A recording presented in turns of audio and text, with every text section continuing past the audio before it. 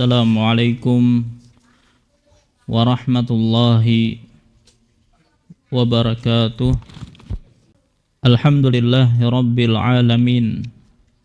Wassalatu wassalamul atammanil akmalani alal mab'usi rahmatan lil alamin.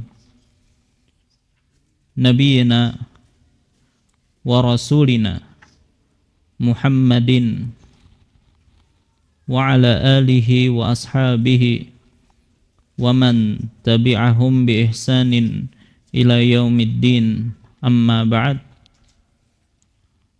Fa ya ibadallah, kaum muslimin wal muslimat rahimani Allahu wa iyyakum.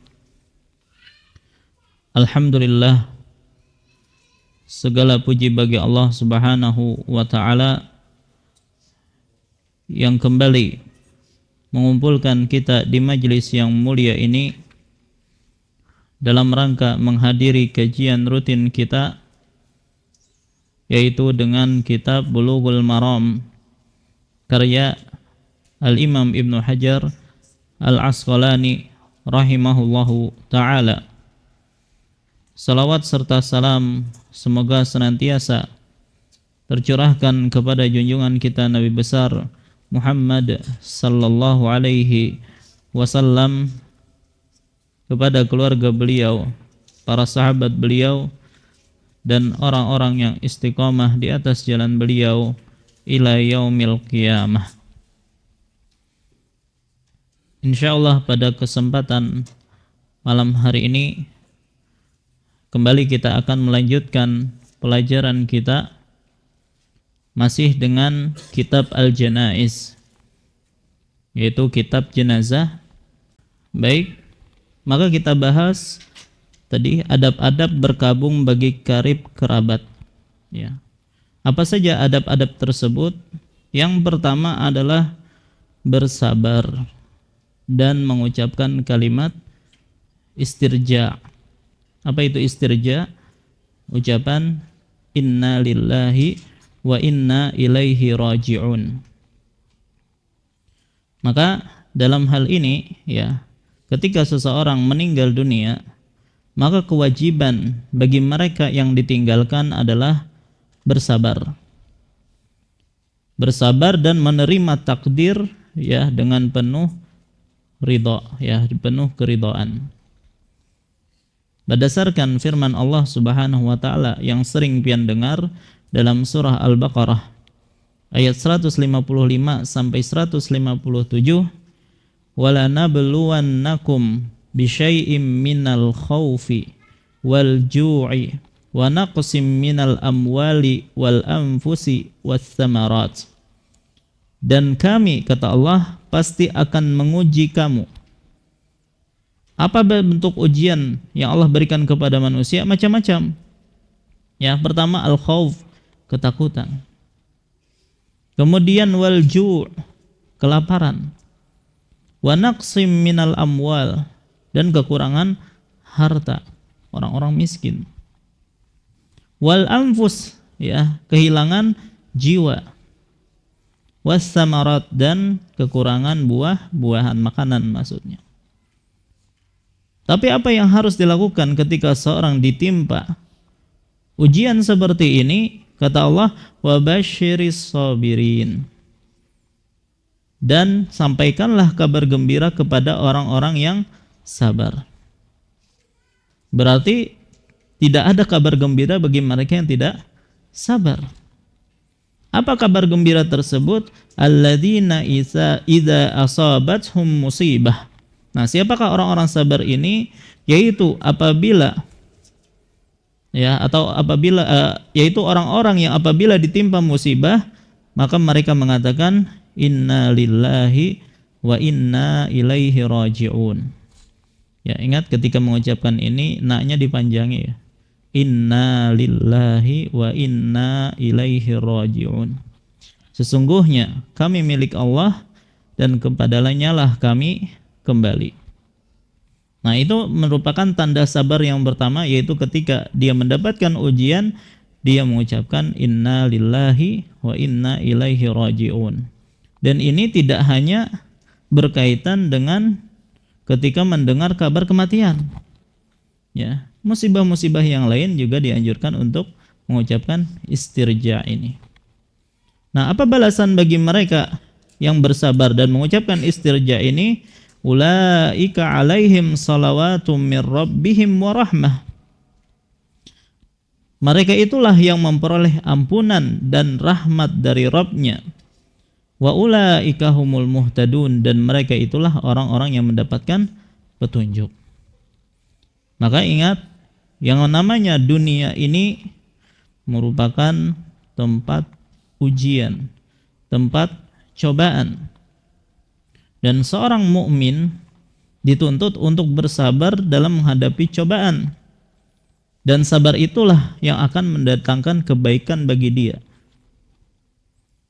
Makanya Nabi SAW dalam hadis yang masyhur yang sering kita sampaikan, ajaban li amril mu'min, sungguh menakjubkan, mengagumkan perkara orang mukmin itu. Inna amrahu kullahu khair, karena sesungguhnya semua perkaranya adalah baik. Ya. Kapan baik tersebut? Ya, walaisa dzaka li ahadin illa lil mu'min. Dan itu tidak terjadi pada seorang pun kecuali pada orang mukmin. In asabathu sarra'u syakar. Ya, apabila dia ditimpa kebahagiaan, diberikan kenikmatan, apa yang dia lakukan? Bersyukur. Dan itulah ya yang menyebabkan nikmat yang Allah berikan itu menjadi kebaikan bagi dia. Kapan? Ketika nikmat tersebut dia syukuri. Dan nikmat itu ya akan berubah menjadi keburukan bagi dia kalau dia kufur, tidak mensyukuri nikmat tersebut. Kemudian fakana khairan lahu, kata Nabi, maka itu adalah baik bagi dia. Wa in asabathu darra, dan apabila dia ditimpa kesusahan, ditimpa musibah, sabara, maka dia bersabar. Fakana khairan lahu, maka itu baik bagi dia. Maka kapankah musibah itu bisa mendatangkan kebaikan bagi seorang muslim? Ketika dia mampu bersabar. Dan sebaliknya, ya, musibah itu akan berubah menjadi keburukan atau bertambah menjadi keburukan apabila seorang tidak sabar menghadapi musibah tersebut. Karena sejatinya tidaklah Allah Subhanahu wa taala menimpakan musibah kepada kita kecuali di situ ada hikmah. Kecuali di situ ada hikmah, baik kita ketahui ataupun tidak kita ketahui. Dan para ulama menyebutkan tentang faidah, fawaid ya, bagi mereka yang sabar dalam menghadapi musibah. Apa faidahnya kalau kita sabar menghadapi musibah? Tentunya yang pertama adalah dia akan mendapatkan pahala yang besar. Ya, orang yang sabar dalam menghadapi musibah, maka dia akan mendapatkan pahala yang besar. Allah Subhanahu wa taala berfirman di dalam surah Az-Zumar ayat 10, innama yuwaffas sabiruna ajrahum bighairi hisab. Hanya orang-orang yang bersabarlah yang disempurnakan pahalanya tanpa batas. Wah, ini menunjukkan bahwasanya pahala bersabar itu sangat besar. Ya. Maka ketika ditimpa musibah, bersabar, ingatlah pahala yang besar akan menanti kita. Adapun yang kedua adalah diantaranya balasannya surga. Allah Subhanahu wa taala berfirman dalam surah Al-Ankabut ayat 58 sampai 59. Walladzina amanu wa 'amilus shalihat lanubawwi'annahum minal jannati ghurafa tajri min tahtihal anharu khalidina fiha ni'ma ajrul 'amilin. Dan orang-orang yang beriman dan mengerjakan kebajikan, sungguh mereka akan kami tempatkan pada tempat-tempat yang tinggi, maksudnya di dalam surga, yang mengalir di bawahnya sungai-sungai, mereka kekal di dalamnya. Itulah sebaik-baik balasan bagi orang yang berbuat kebajikan. Nah, siapakah yang berbuat kebajikan ini? Alladzina sabaru wa ala rabbihim yatawakkalun, yaitu orang-orang yang bersabar dan bertawakal kepada Tuhannya, kepada Rabb-nya. Maka faedah yang kedua dari bersabar menghadapi ujian adalah balasannya adalah surga. Ya, tapi disyaratkan tadi harus sabar. Baik, dan yang ketiga di antara faedah bersabar dalam menghadapi musibah adalah musibah merupakan sebab dibersihkannya seseorang dari dosa-dosa. Jadi takfiruz dzunub, pembersih dosa itu adalah orang yang bersabar menghadapi musibah. Jadi ingat, ketika kita ditimpa oleh Allah dengan musibah, kemudian kita bersabar, maka itu adalah salah satu sebab Allah mengampuni dosa-dosa kita. Ya, kali aja kita mungkin banyak dosanya dan kurang istighfarnya kepada Allah. Maka Allah punya cara lain untuk mengampuni dosa-dosa kita tersebut, yaitu dengan cara apa? Memberikan kita musibah dan membuat kita sabar untuk menghadapi musibah tersebut.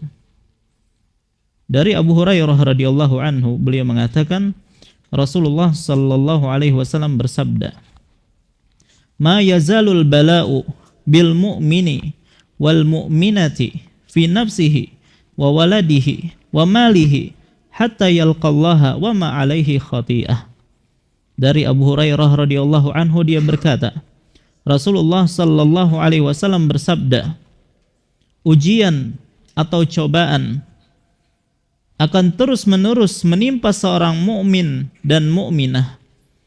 Baik cobaan tersebut berkaitan pada dirinya, misalnya dicoba dengan sakit dan seterusnya, atau anaknya, ya anaknya sakit, anaknya meninggal, maupun hartanya, ya dia kekurangan harta atau kehilangan hartanya, dan dia senantiasa diuji oleh Allah dengan musibah-musibah tersebut, ya, sampai kata Allah, hingga dia bertemu dengan Allah dan tidak ada lagi dosa yang melekat padanya.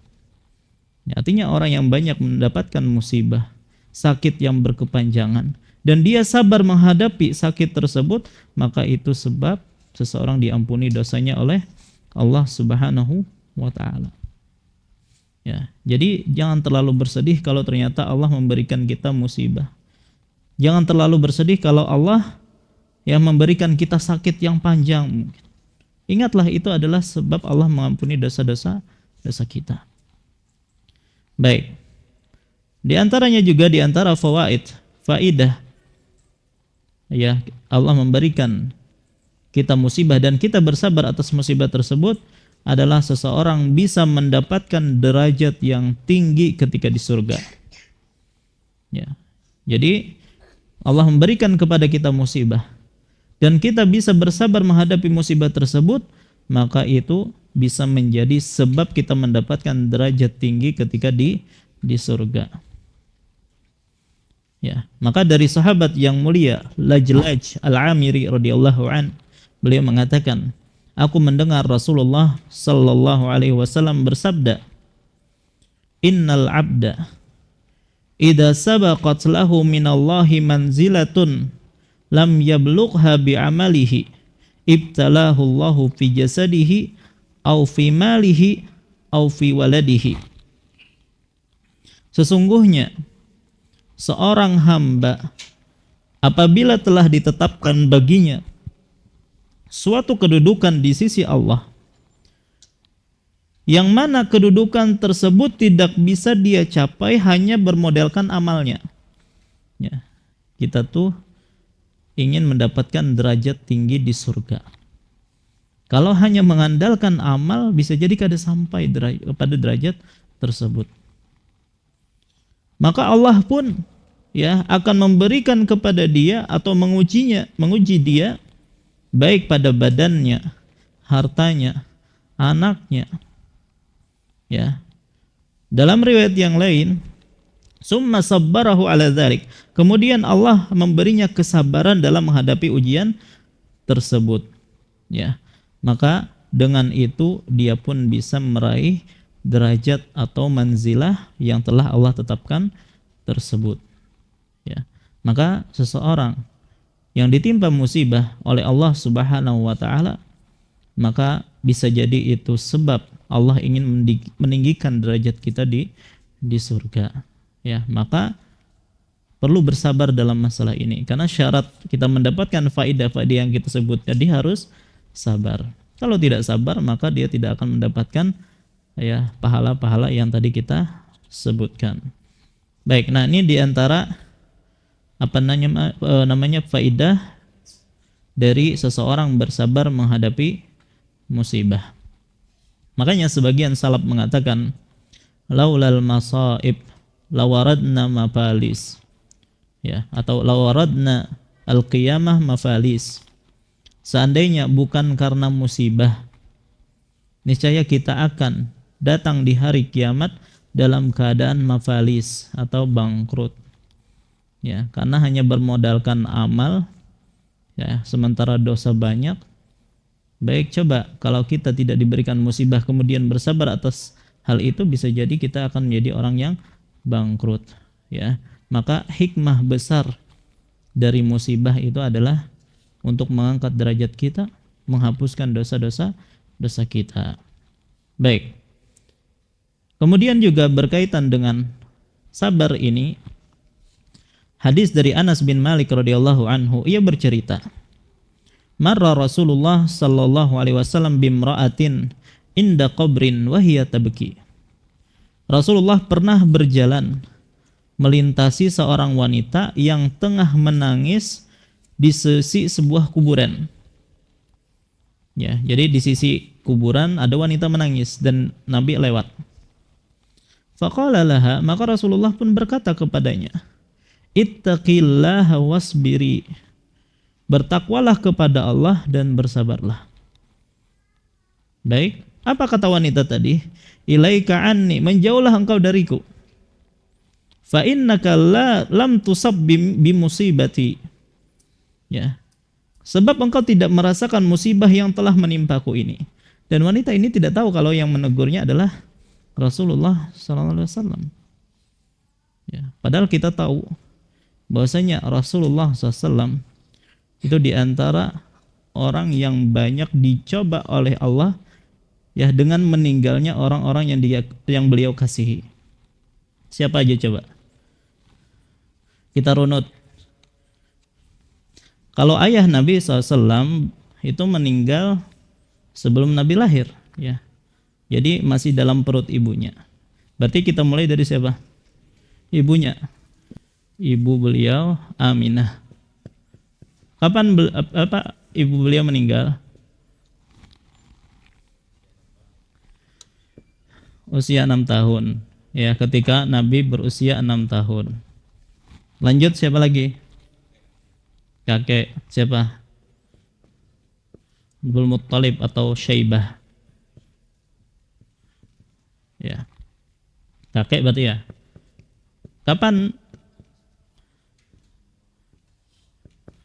Usia 8 tahun. Siapa lagi? Abu Thalib. Ya. Paman ya. Abu Thalib. Kapan? Kapan Abu Thalib meninggal? Tahun ke-10 kenabian. Belum hijrah lagi. Baik, lanjut siapa lagi? Istri beliau yaitu Khadijah.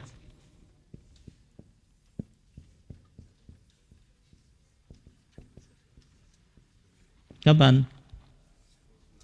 Sama dengan tahun meninggalnya Abu Thalib. Dan ini tentunya membuat Nabi SAW sangat bersedih. Hanya tahun ke-10 kenabian itu disebut dengan Amul Huzn, tahun kesedihan. Kenapa? Pertama karena paman beliau Abu Thalib yang selama ini mendukung beliau, melindungi beliau, ya, itu meninggal dunia. Begitu juga istri beliau yang paling beliau cintai yaitu Khadijah juga meninggal. Bahkan tidak lama jedanya dengan kematian paman beliau Abu Thalib. Baik. Nah, ada peristiwa yang lain di tahun ke-10 kenabian, yaitu ketika Nabi SAW berdakwah di kota Taif, justru beliau didustakan diusir, bahkan dilempari dengan batu. Baik. Kemudian siapa lagi? Baik. Anak-anak belum dulu ya. Yang lain dulu. Paman beliau yang lain. Siapa? Paman beliau berikutnya. Hamzah bin Abdul Muttalib. Kapan beliau meninggal?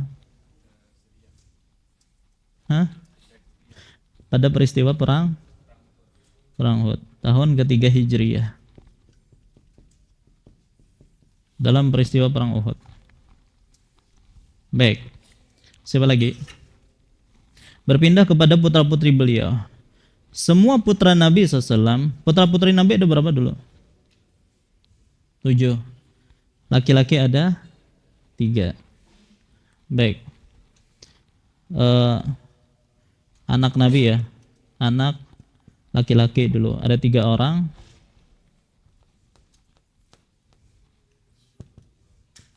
Pertama adalah Al-Qasim, itu meninggal. Dan kalau tidak salah ini sebelum beliau diangkat menjadi Nabi meninggalnya. Kemudian juga anak beliau yang lain Abdullah. Ini juga ada yang mengatakan sebelum beliau diangkat menjadi Nabi, ada juga yang mengatakan setelah diangkat menjadi Nabi. Kemudian Ibrahim. Kalau Ibrahim ini ya setelah Nabi SAW berhijrah. Kalau tidak salah tahun ke-6 Hijriah dalam peristiwa gerhana matahari. Dan Nabi SAW sangat bersedih dengan kehilangan Ibrahim. Bahkan diriwayatkan beliau menangis. Baik. Putra-putri Nabi, putri Nabi, anak perempuan. Anak perempuan Nabi ada berapa? 4. Semuanya meninggal kecuali siapa? Fatimah. Ya. Pertama yang meninggal siapa? Ruqayyah terlebih dahulu. Ya, yang paling tua kan Zainab. Cuman Ruqayyah yang lebih dulu. Dan ini juga meninggal pas perang Badar. Ya. Makanya Utsman bin Affan radhiyallahu an, beliau tidak ikut perang Badar. Disebabkan kenapa? Karena menjaga istrinya yang sedang sakit. Ya, belum lagi Nabi SAW pulang ke kota Madinah dan Ruqayyah sudah meninggal dunia dan sudah dikuburkan. Baik. Kemudian berikutnya adalah yang meninggal adalah Zainab, yang paling tua. Ya, dan ini meninggal pada tahun 8 Hijriah. Disusul dengan Ummu Kulsum. Dan ini meninggal pada tahun 9 Hijriah. Coba Nabi SAW, ya ini semuanya orang-orang yang beliau cintai, orang yang beliau kasihi. Ternyata semuanya meninggal, ya, dan Nabi SAW masih hidup, ya. Jadi banyak cobaan dari Allah Subhanahu Wa Taala berkaitan dengan meninggalnya orang-orang yang Nabi SAW cintai. Adapun Fatimah, ya, ini satu-satunya adalah putri Nabi SAW yang masih hidup dan mendapati ayahnya meninggal dunia. Ya, cuman 6 bulan kemudian Fatimah menyusul ayahnya meninggal dunia. Baik. Nah, jadi wanita tadi yang ditegur oleh Rasulullah SAW kan tidak tahu kalau yang berbicara tadi adalah Rasulullah. Ya, bahkan dia mengatakan engkau tidak dicoba sebagaimana yang aku alami. Ya, ini semuanya yang dialami oleh Nabi SAW. Baik. Sebenarnya ada istri Nabi yang lain yang meninggal juga. Yang namanya Zainab bintu Khuzaimah, ya. Itu meninggal pada tahun 3 Hijriah, tetapi hanya beristri dengan Nabi atau menikah dengan Nabi sekitar 2 bulanan meninggal dunia. Baik.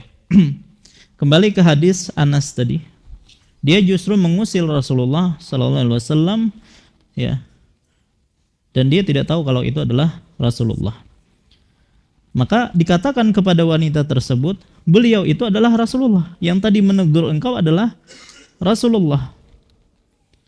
Maka mendengar hal itu, wanita itu merasa sangat kaget, hampir mati disebutkan dalam hadis ini. Ya, saking takutnya, saking menyesalnya dia mengatakan hal tersebut kepada Rasulullah. Maka ia pun mendatangi pintu Rasulullah sallallahu alaihi wasallam, tetapi ia tidak mendapati penjaga di situ.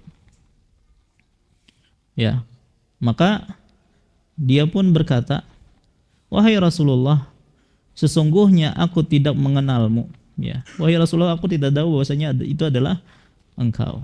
Dia minta uzur karena mengatakan hal-hal yang buruk kepada Rasulullah tadi. Maka Rasulullah pun bersabda, ya, mengatakan hakikat sabar itu sebenarnya gimana? Innas sabra inda awwali sadmah. Dalam riwayat lain, inda sadmatil ula. Sesungguhnya kesabaran itu kapan? Pada awal kejadiannya atau pada hantaman yang pertama dia bersabar, itulah sejatinya sabar. Jadi sabar itu adalah yang mana ketika seorang mendapatkan kabar atau musibah tadi, maka dia langsung bisa bersabar dan meyakini ini adalah takdir Allah Subhanahu wa ta'ala. Maka orang yang mendapatkan faidah atau fadilah bersabar menghadapi musibah tadi, itu adalah ketika dia mampu bersabar di hantaman yang pertama. Bukan sabar namanya ya setelah mendengar kabar kematian teriak-teriak dulu, nampar-nampar pipi dan seterusnya, baru setelah itu tenang, oh aku sabar. Oh, itu tidak sabar namanya. Ya, artinya sabar yang mendapatkan pahala itu adalah di hantaman yang pertama. Baik. Nah, jadi yang dimaksud hadis tadi yaitu dia bersabar dan berharap pahala ya di saat awal terjadinya musibah. Dia tidak mengeluh, tidak berkata buruk, dan tidak melakukan perbuatan yang tidak sepantasnya dilakukan di awal musibah. Maka inilah sabar yang akan mendapatkan pahala-pahala yang telah tadi kita sebutkan. Adapun kalau tadi dia nampar-nampar pipi tadi kan, tidak sabar, tidak ridho, nangis sekencang-kencangnya, teriak dan seterusnya, ya, kemudian seiring waktu dia pun mulai tenang, maka ini tidak dinamakan sabar. Baik. Nah, jadi orang yang mendapatkan taufik bisa bersabar di awal musibah, kemudian dia mampu mengucapkan inna lillahi wa inna ilaihi rajiun, itulah orang yang hakikatnya bersabar. Jadi ucapkan inna lillahi wa inna ilaihi rajiun, boleh ditambah qaddarullahu ma syaa fa'al, ya. Sesungguhnya kami adalah milik Allah dan sesungguhnya kami hanya kembali kepadanya. Takdir Allah dan apa yang Dia kehendaki pasti terjadi. Baik. Nah, kemudian setelah itu dia tidak mengeluh, tapi tidak berarti tidak boleh nangis, tidak boleh dia menangis. Dan itu wajar dalam keadaan sedih, tapi jangan sampai meratap. Ya, sampai berteriak-teriak, itu yang terlarang. Ya, insya Allah pada pertemuan yang akan datang kita akan bahas tentang hal-hal yang dilarang ya bagi karib kerabat. Baik. Kemudian juga di antara yang sunnah ketika seseorang mendengar kabar seseorang meninggal, selain dia beristirja mengucapkan inna lillahi wa inna ilaihi rajiun, maka dia tambah dengan doa Allahumma jurni fi musibati wa akhluf li khairan minha. Ya Allah, berikanlah pahala kepadaku dalam menjalani musibah ini dan berilah ganti untukku yang lebih baik daripadanya. Allahumma jurni fi musibati wa akhlif li khairan minha. Itu boleh. Wallahu ta'ala alam wa sallallahu ala nabiyina Muhammad wa ala alihi washabihi wasallam. Assalamualaikum warahmatullahi wabarakatuh. Alhamdulillahi rabbil alamin wa bihi nasta'in ala umurid dunya wad din wa ashhadu an la ilaha illallah wahdahu la syarika lah wa ashhadu anna Muhammadan abduhu wa rasuluh. Allahumma salli wa sallim wa barik ala nabiyyina wa rasulina Muhammadin wa ala alihi wa ashabihi wa man tabi'ahum bi ihsanin ila yaumiddin. Amma ba'd, fa insyaallah kita lanjutkan kembali pembahasan kita. Maka tadi kita sebutkan di antara adab dalam berkabung bagi karib kerabat yaitu bersabar serta mengucapkan kalimat istirja. Dan telah kita sebutkan yang namanya bersabar itu adalah ketika hantaman yang pertama, ketika di awal dia mendapatkan kabar musibah kematian seseorang, maka dia bisa bersabar seraya mengucapkan inna lillahi wa inna ilaihi raji'un. Ya. Kemudian dia tidaklah mengatakan kecuali yang diridhoi oleh Allah Subhanahu wa taala. Tidaklah melakukan kecuali hal-hal yang diridhoi oleh Allah Subhanahu wa taala. Dan kita katakan tidak mengapa seseorang menangis, dan itu tidak menafikan kesabaran. Bahkan Nabi sallallahu alaihi wasallam ketika meninggal anak beliau Ibrahim yang meninggal tahun ke-10 Hijriah, yang betul ya ke-10 Hijriah, ketika terjadi peristiwa gerhana matahari, beliau pun menangis. Begitu juga ketika meninggal putri beliau Ummu Kulsum, diriwayatkan Nabi SAW juga menangis. Nah, selain di antara bacaan inna lillahi wa inna ilaihi raji'un, juga dianjurkan bagi mereka yang ditimpa musibah untuk mengucapkan Allahumma ajurni fi musibati wa akhlif li khairan minha. Baik, kalau inna lillahi wa inna ilaihi raji'un tahu tulisannya gimana? Baik. Inna lillahi wa inna ilaihi raji'un. Baik, ditambahi Allahumma jurni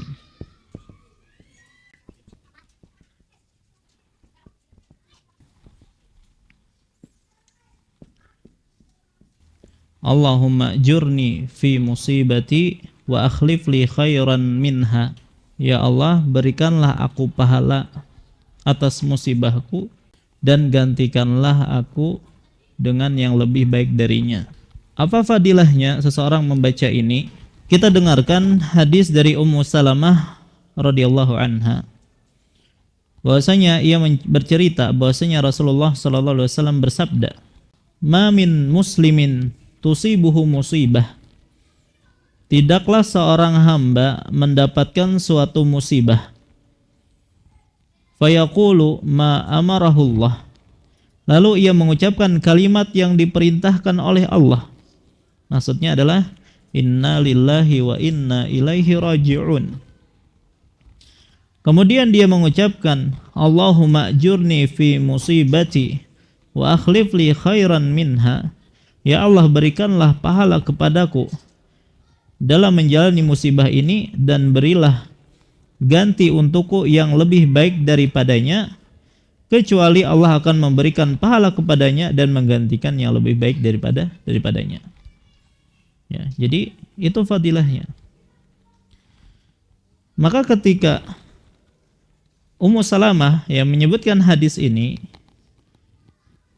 beliau mengatakan ketika Abu Salamah wafat, kemudian ada anjuran dari Nabi SAW untuk membaca doa ini, maka dia pun bertanya-tanya, ayul muslimina khairun min Abi Salamah. Ya, muslim yang mana yang lebih baik daripada Abu Salamah? Kan gitu. Coba bayangkan seorang istri mengatakan suaminya perkataan ini, menunjukkan bahwasanya perlakuan Abu Salamah itu luar biasa kepada istrinya. Sampai-sampai istrinya ya tidak tahu lagi siapa yang lebih baik daripada Abu Salamah. Amun pian bang, kira-kira menurut istri pian gimana tuh? Apakah sudah orang yang terbaik sampai-sampai tidak mendapati orang yang lebih baik daripada pian? Atau justru, wah, andai aku tidak bersuamikan dia yang baik. Nah, ini menunjukkan bahwasanya Abu Salamah itu sangat baik kepada istrinya sampai dipuji oleh Abu Salamah demikian. Tapi karena ini adalah sunnah yang diajarkan oleh Rasulullah, maka dia baca. Dan ternyata benaran Allah menggantikan ya Abu Salamah dengan yang lebih baik, yaitu siapa? Rasulullah Sallallahu Alaihi Wasallam. Baik. Nah, walaupun disebutkan ketika Nabi Sallallahu Alaihi Wasallam melamar Ummu Salamah, ya, Ummu Salamah tidak langsung menerima. Ada beberapa uzur yang beliau kemukakan, di antaranya, wahai Rasulullah, aku ini wanita yang sangat pencemburu dan aku memiliki banyak anak. Gitu. Maka kata Nabi SAW, berkaitan dengan rasa cemburumu itu, aku akan berdoa kepada Allah, ya, semoga Allah menghilangkannya. Adapun berkaitan engkau banyak anak, maka aku berdoa kepada Allah, ya, semoga Allah mencukupi mereka, dan Allah memang mencukupi mereka. Dalam riwayat yang lain ada juga uzur dari Ummu Salamah, wahai Rasulullah, aku adalah wanita yang tua. Maka kata Nabi SAW, ana akbaru minki, aku lebih tua daripadamu. Pokoknya dalil-dalil Ummu Salamah dibantah semuanya oleh Nabi Sallallahu Alaihi Wasallam. Dan Ummu Salamah itu terkenal wanita yang cantik.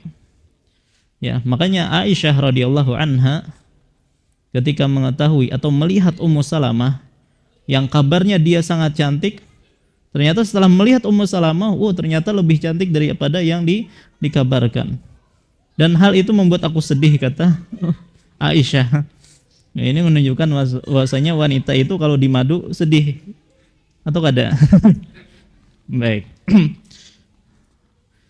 Nah, jadi intinya dianjurkan kita untuk berdoa-doa ini, ya, dengan itu ya semoga Allah menggantikan yang lebih baik daripada musibah yang kita hadapi. Baik. Di antara adab ya berkabung bagi karib kerabat, yang kedua adalah mengharapkan pahala dari Allah Subhanahu wa taala.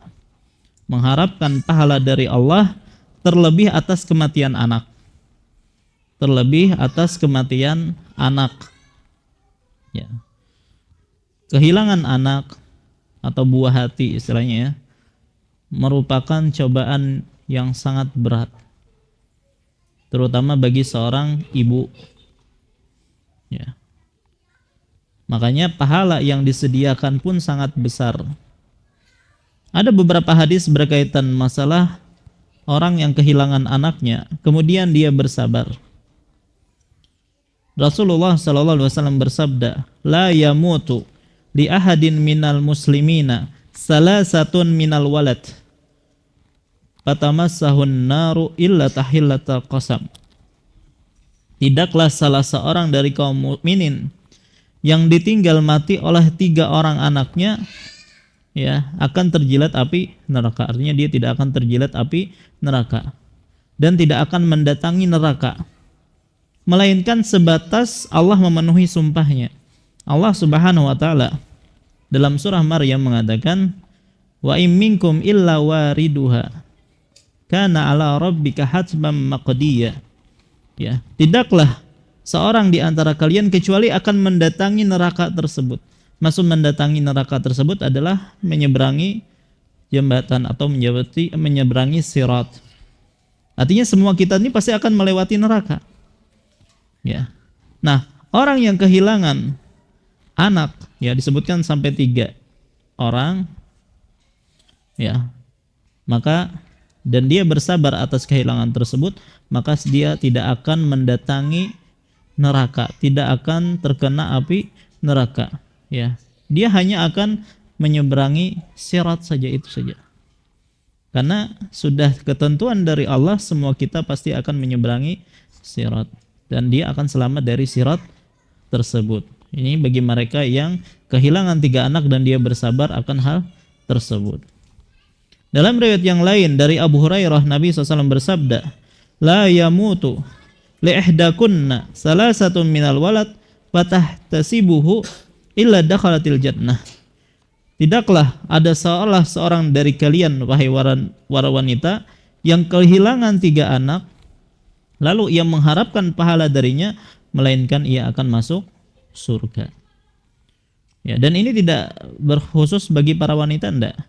Tapi penyebutan wanita di sini, para wanita di sini adalah karena yang paling sedih biasanya kehilangan anak itu adalah para wanita, para ibu. Baik. Begitu juga Nabi SAW bersabda, ma min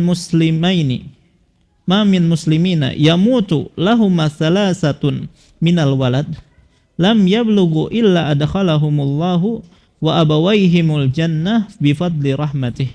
Tidaklah 2 orang muslim yang ditinggal mati oleh 3 orang anaknya yang belum balik, berarti suami istri ini maksudnya, ditinggal oleh anaknya yang belum balik, melainkan Allah akan memasukkan mereka beserta kedua orang tuanya ke surga. Ya, dan ini tentunya karena rahmat Allah Subhanahu wa taala. Karena cobaan yang diberikan itu sangat berat, maka Allah akan merahmati orang tuanya dan anak-anaknya, semuanya pun masuk surga. Dan disebutkan wa yakununa ala babin min abwabil jannah, dan anak-anak tersebut akan berada di pintu di salah satu pintu surga, lalu dikatakan kepada mereka, masuklah ke surga. Mereka pun menjawab, tidak, sampai tiba kedua orang tua kami. Selanjutnya dikatakan kepada mereka, masuklah kalian dan kedua orang tua kalian ke surga berkat limpahan rahmat Allah Subhanahu wa taala. Maka bagi mereka yang dicoba oleh Allah berupa matinya anak, ya, yang belum balik, kemudian dia bersabar atas kematian tersebut, maka anak tersebut akan menuntun orang tuanya ke surga. Di sini disebutkan 3. Bagaimana kalau 2 atau 1? Baik, kita baca hadis yang lain. Nabi SAW bersabda, ayu mamra'atin mata laha salasatun minal walad kanu hijaban minan nar.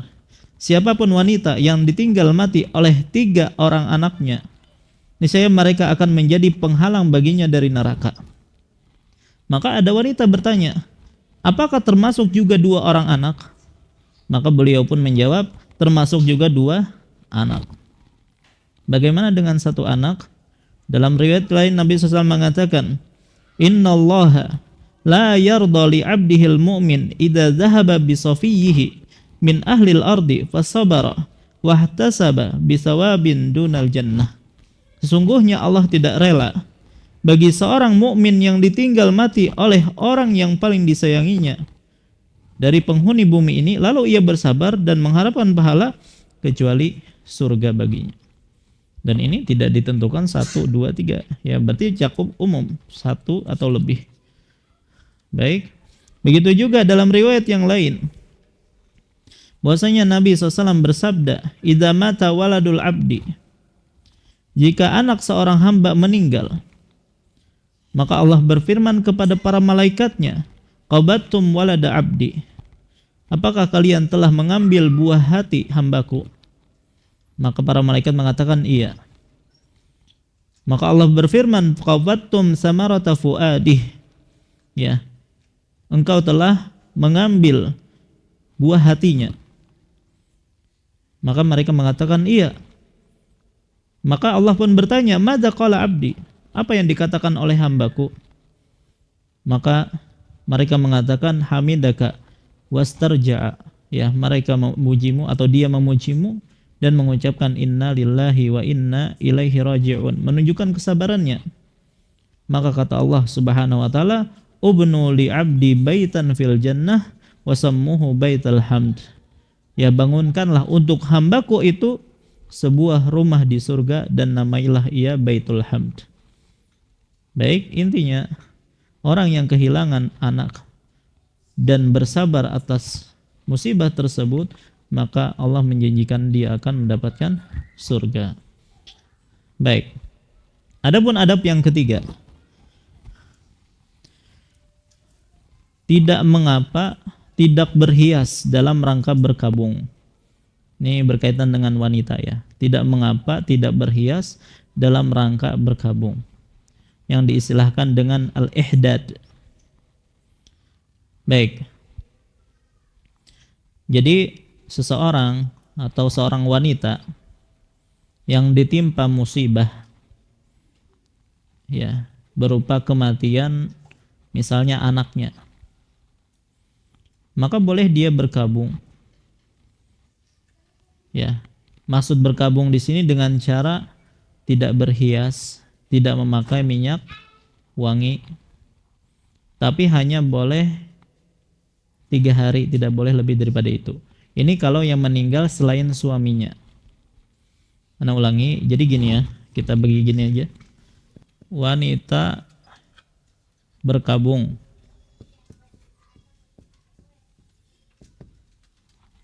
Ada 2 kemungkinan. Kemungkinan pertama, berkabung atas kematian suami. Berkabung atas kematian suami, maka hal ini wajib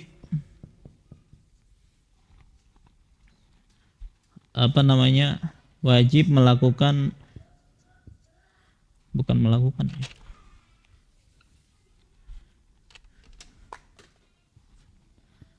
wajib meninggalkan berhias selama masa iddah. Masa iddahnya berapa? Orang yang ditinggal mati oleh suami 4 bulan 10 hari. Jadi wanita yang ditinggal mati oleh sang suami, maka dia berkabung dan wajib dia berkabung. Cuman caranya gimana? Meninggalkan berhias. Ya, berhias di sini seperti memakai minyak wangi, kemudian memakai pakaian-pakaian yang menarik seperti celupan muasfar ya, celupan warna kuning ataupun celupan warna merah dan seterusnya. Dan meninggalkan bercelak. Dan ini wajib selama waktu 4 bulan 10 hari. Baik. Adapun kalau berkabung atas kematian selain suami,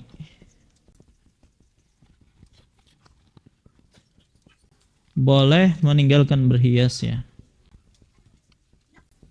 Boleh bersedih dengan meninggalkan berhias. Namun tidak boleh lebih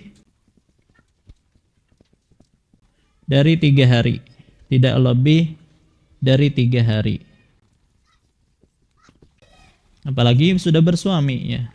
Jadi misalnya dia kehilangan anaknya, maka dia boleh bersedih dengan meninggalkan berhias. Ya, walaupun ada suaminya di situ. Baik, tapi batasnya hanya 3 hari, tidak boleh lebih daripada itu. Nah, ini maksudnya adalah ihdad. Makanya disebutkan dari Zainab bin Abi Salamah, ia berkata, aku pernah menemui Ummu Habibah. Ummu Habibah juga istri Nabi sallallahu alaihi wasallam. Ia bercerita, aku pernah mendengar Rasulullah sallallahu alaihi wasallam bersabda, la yahillu limra'atin tu'minu billahi wal yawmil akhir an tuhidda ala mayyitin fawqa 3 illa ala zawjin 4 ashhurin wa 10. Tidak dihalalkan bagi seorang wanita yang beriman kepada Allah dan hari akhir untuk berkabung atas seseorang yang meninggal dunia lebih dari 3 hari, kecuali atas kematian suaminya, maka wajib bagi dia untuk berkabung selama 4 bulan 10 hari.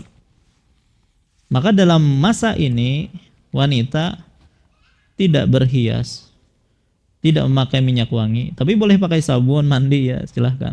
Cuman berhias, kemudian keluar rumah tanpa ada hajat, tanpa ada keperluan, itu dilarang.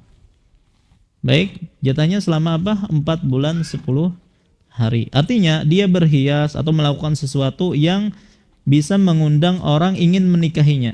Itu maksud dari meninggalkan berhias di sini. Baik, dia boleh keluar kalau ada hajat atau keperluan. Dan boleh ngobrol atau berbicara dengan laki-laki sesuai dengan hajat dia. Ya, selebihnya maka dia berdiam di rumah. Baik. Nah, ini yang disebut dengan istilah ihdad.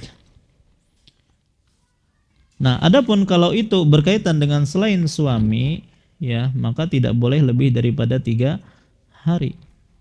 Dan ini mengingatkan kita pada kisah Ummu Sulaim dengan Abu Talha. Ummu Sulaim punya anak namanya Anas bin Malik. Anas bin Malik itu ayahnya siapa ngarannya? Ya Malik. Anas bin Malik kan. Jadi Ummu Sulaim itu ibunya Anas, suaminya namanya Malik. Ketika Nabi SAW berhijrah ke kota Madinah, maka Ummu Sulaim dan Anas itu sudah masuk Islam. Artinya dia termasuk orang-orang yang awal masuk Islam di kota Madinah. Cuman suaminya Malik itu tidak mau masuk Islam. Bahkan terjadi keributan antara Ummu Sulaim dengan Malik. Maka saking marahnya Malik gara-gara Ummu Sulaim masuk Islam, maka Malik pun meninggalkan Ummu Sulaim. Kalau tidak salah pergi ke negeri Syam atau ke negeri yang lain. Dan ternyata meninggal di situ. Maka jadilah Ummu Sulaim itu janda. Maka ada yang tertarik dengan Ummu Sulaim. Ya, nah sebelumnya ketika Rasulullah SAW berhijrah, orang-orang di Madinah itu biasa memberikan hadiah kepada Nabi SAW. Ya. Nah, cuman kalau Ummu Sulaim tidak ada sesuatu yang bisa beliau berikan hadiah kecuali anaknya. Ya, dijadikan sebagai khadim, pelayan Rasulullah SAW. Makanya kalau ditanya siapakah khadim Nabi SAW, yang masyhur itu adalah Anas bin Malik radhiyallahu anhu. Maka ketika Ummu Sulaim menjadi janda, ada seorang laki-laki musyrik namanya Abu Talha, waktu itu masih musyrik. Ya, tertarik untuk menikahi Ummu Sulaim. Dan Abu Talha itu adalah orang yang mulia di kota Madinah, tapi dia musyrik. Maka ketika dia melamar Ummu Sulaim, maka Ummu Sulaim tidak mau menerima. Ya, kata Ummu Sulaim, "Wallahi, ma misluka ya Abu Talha yurat." Wahai Abu Talha, orang sepertimu ini sebenarnya tidak layak untuk ditolak. Ya, karena engkau memiliki kemuliaan. Ya, secara nasab, Masya Allah misalnya kan, tidak layak untuk ditolak. Walakinnaka rajulun kafir. Hanya saja engkau itu adalah laki-laki yang kafir. Wa ana imra'atun muslimah. Sementara aku adalah wanita muslimah. Wala yahillu li an atazawwajaka. Dan aku tidak halal untuk menikahimu. Fa in tuslim fadzaka mahri. Kalau engkau masuk Islam, maka itulah maharku. Ya. Akhirnya gara-gara itu Abu Talha pun datang kepada Rasulullah dan menyatakan keislamannya. Dan itulah yang menjadi mahar bagi Ummu Sulaim. Dan para ulama menyebutkan inilah mahar yang paling mahal, yaitu berupa keislaman. Baik. Nah, suatu ketika ya Ummu Sulaim dengan Abu Talha pun punya anak. Baik, dan anaknya ini ketika mungkin berumur kurang lebih 3 tahunan, masih kecil. Inilah yang disebut dengan Abu Umair, yang pernah Nabi SAW mendatangi anak kecil yang dipanggil ya Aba Umair, madza fa'ala Nughair, wahai Abu Umair, apa yang dilakukan oleh burung kecil yang diberikan kunyah oleh Nabi. Inilah anaknya Abu Talha, waktu itu masih kecil, dan ternyata dia sakit. Maka tentunya Abu Talha itu sangat mencemaskan anaknya ini. Nah, suatu ketika anaknya ini sakit, Abu Talha itu keluar, pergi. Maka ketika dia datang ke rumah, dia pun bertanya kepada Ummu Sulaim, bagaimana anak? Ya, bagaimana anakku? Ya. Ternyata anaknya sudah meninggal, cuman Ummu Sulaim menyembunyikannya. Ya, dan dia mengatakan kepada keluarganya, jangan kasih tahu Abu Talhah apa yang menimpa anaknya, sampai aku sendiri yang akan menceritakannya atau mengatakannya. Maka ketika Abu Talhah bertanya kepada Ummu Sulaim bagaimana kondisi anaknya, maka Ummu Sulaim mengatakan dia lebih tenang sekarang. Ya, maksudnya sudah meninggal sebenarnya.